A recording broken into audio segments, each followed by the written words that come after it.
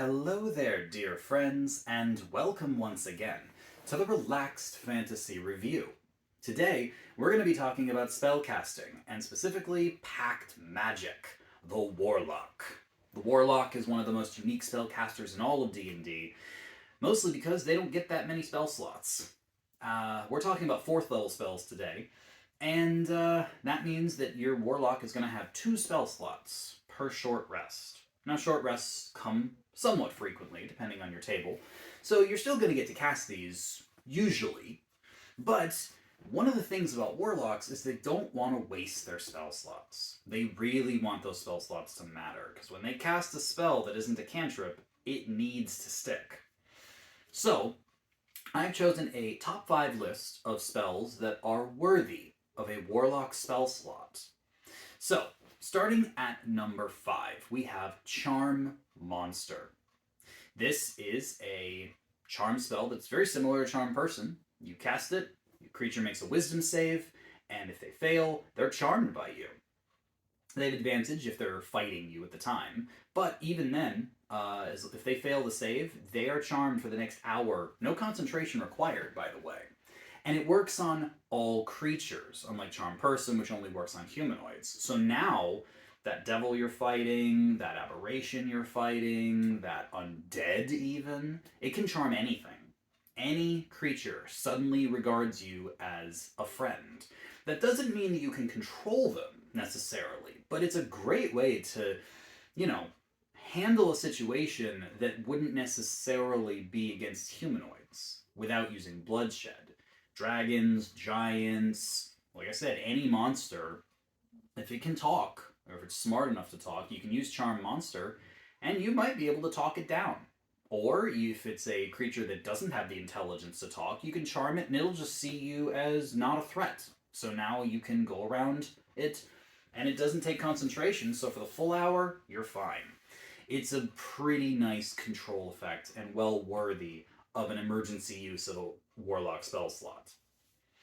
Now, for number 4, this spell is called Shadow of Moyle, and it's a tricky one if you don't read it carefully.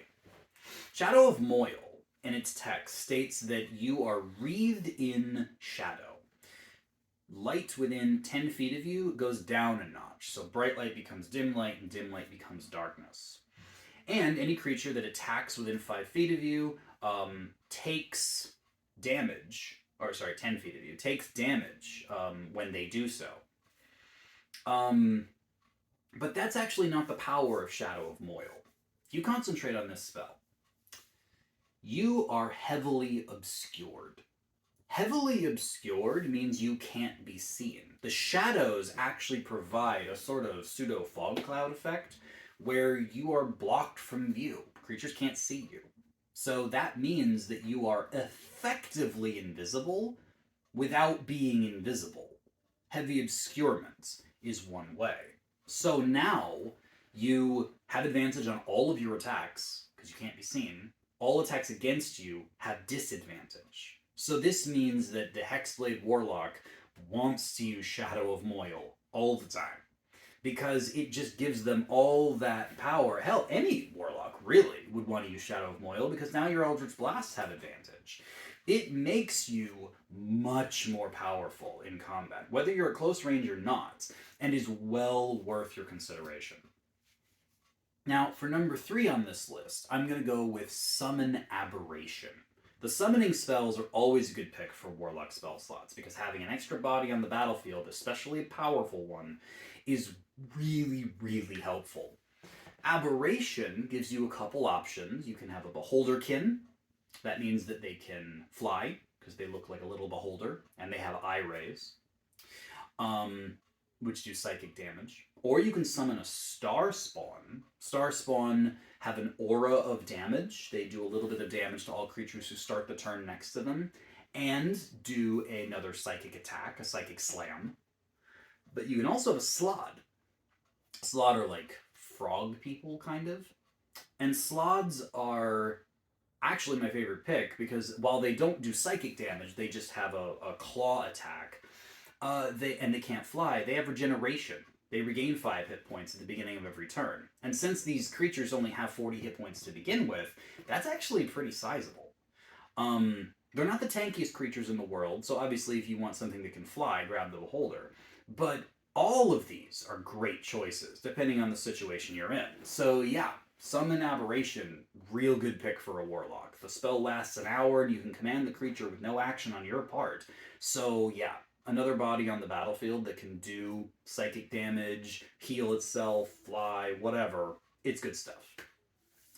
For number 2, I'm going to go with one of my favorite AoE spells, Sickening Radiance. Sickening Radiance creates a 30-foot area of dim green light. Creatures that enter the space or start their turn there make a con save. Not the greatest save target, but it does 4d10 radiant damage on a failure, and makes the creature glow so they cannot benefit from invisibility, also helpful. But the real kicker here is the fact that the spell grants a level of exhaustion to creatures that fail to save. Exhaustion is one of the most debilitating effects in the game. Low levels of exhaustion reduce your speed and give you disadvantage on your ability checks.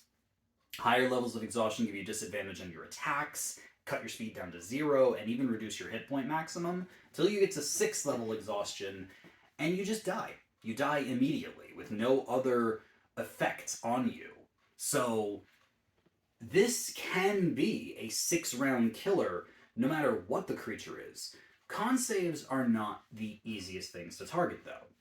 But Sickening Radiance lasts 10 minutes. So if you can trap an enemy in Sickening Radiance using some other effects, and you just sit and wait, eventually they're going to fail 6 con saves.